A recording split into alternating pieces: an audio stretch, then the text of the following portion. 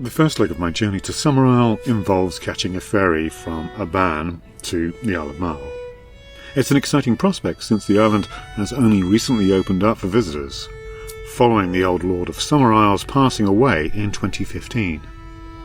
The new laird, although illegitimate, has brought some modernity to the island, and I'm curious to see the changes.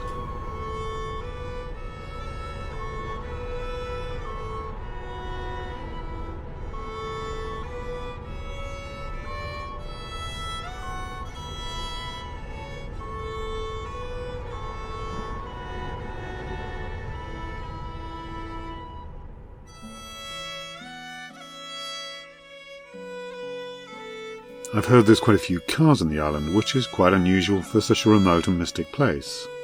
However, as a visitor, I'll have to leave my van in Balamory and catch a bi-weekly ferry service that departs for the blessed Summerisle.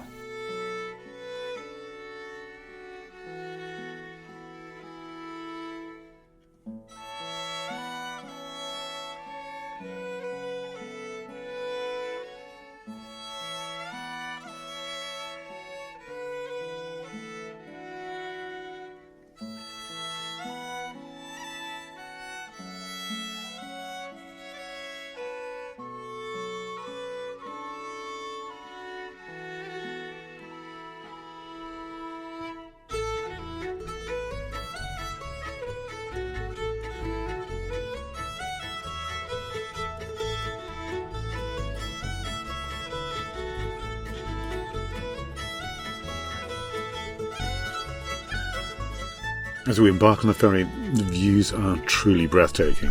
The stunning scenery around me only adds to the island's mystery and magical reputation. The wild landscapes remind me just how far away I am from familiar civilization. I can't wait to discover the secrets this place holds.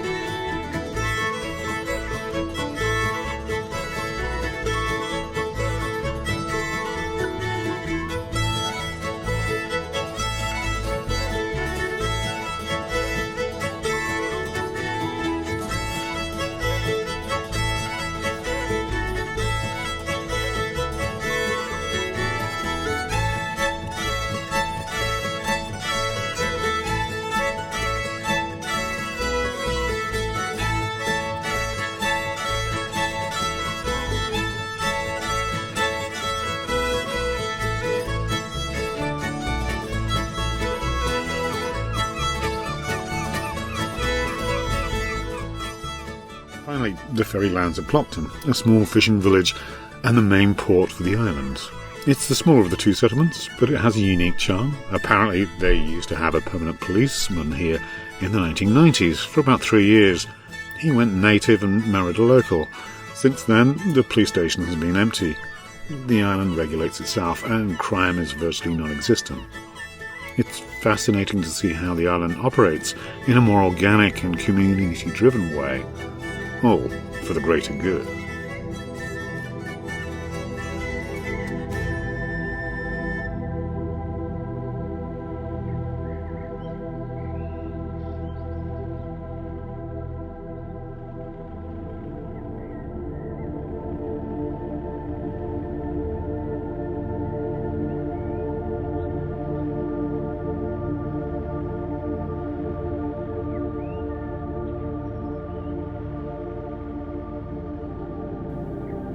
The harbour master doubles as the island's bus driver, and the coast road takes us to the main town of Kirkcudbright. As we travel through this verdant paradise, helped by its fertile volcanic soil and bathed in the warm waters of the Gulf Stream, it's easy to see why the old ways still hold sway, and why the ancient gods are still worshipped. It's like stepping into another world. It's quite a privilege to learn more about the island's culture and the history firsthand.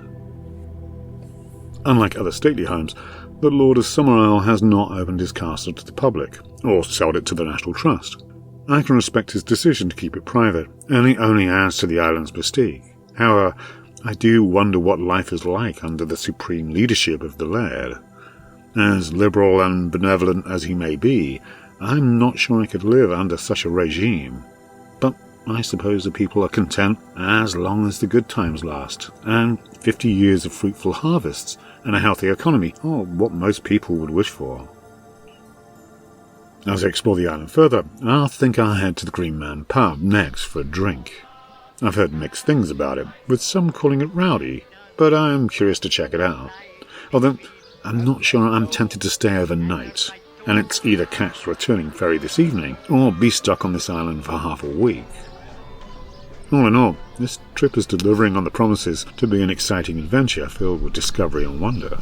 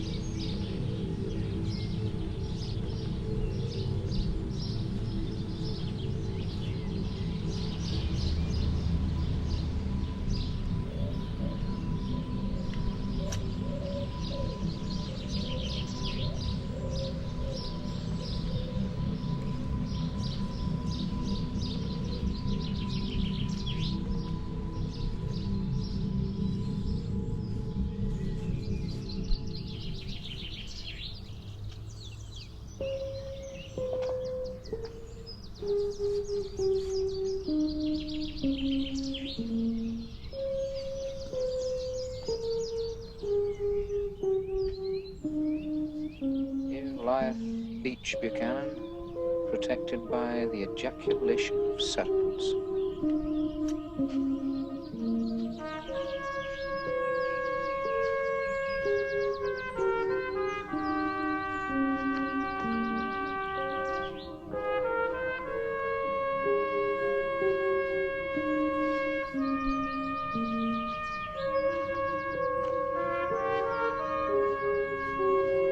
As a traveller, I think of myself as being open-minded, curious, and eager to explore new lands and cultures.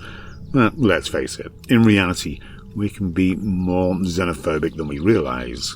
We prefer to stick to our own ways, making our coffee to our satisfaction, cooking our food in our self-contained vans, and barely venturing out to interact with the locals. We create a little bubble, a home from home that shields us from the unknown. The lands we visit are stunning and breathtaking, but they're also double-edged swords. Nature can be beautiful, but it can also be brutal and unforgiving. Ancient ways were short and often violent, and we can never know when nature might turn on us. A canoeing trip may turn from a thrilling adventure for city folk into a tragic and deadly experience. Being reassigned to a remote country town from the city is not only challenging dealing with another culture, a culture shock, but it may also bring dark intentions. Student filmmakers exploring creepy forests may encounter horror. Despite having access to modern maps and phones, we may still lose our way and end up facing backward locals. What's worse is superstitious beliefs lack reason. If someone is literally unreasonable, there's no way you can talk them out of a violent situation. Our civilization, built on logic and justice since the Roman civis, favours city dwellers. In contrast, pagans are beyond the city walls and are lawless and irrational.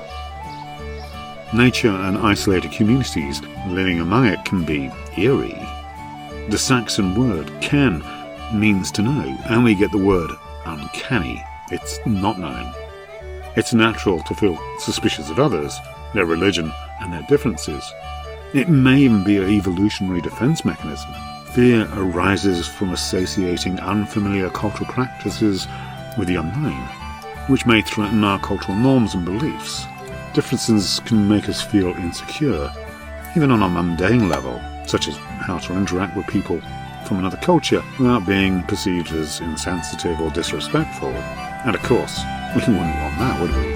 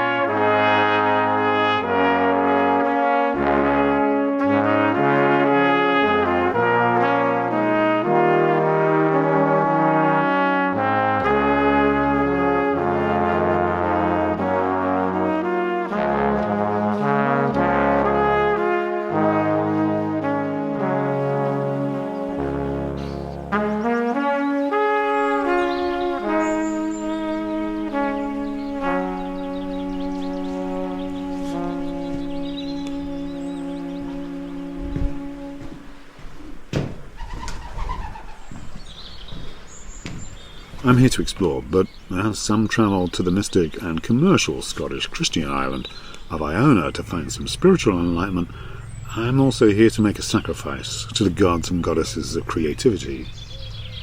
There's always blossom when it comes to making videos. I'm eager to go out and find stories and film stunning landscapes, but execution can be more problematic. Fruits can wither on the branch. Creator's block always lurks as the perpetual horror. Perhaps the sun god, a Nuada, and the goddess of fruition, and the now, will listen to my prayer. Now I must find my sacrifice and a suitable location to make it at sunset, and get back to the ferry on time. I do not want to tempt fate.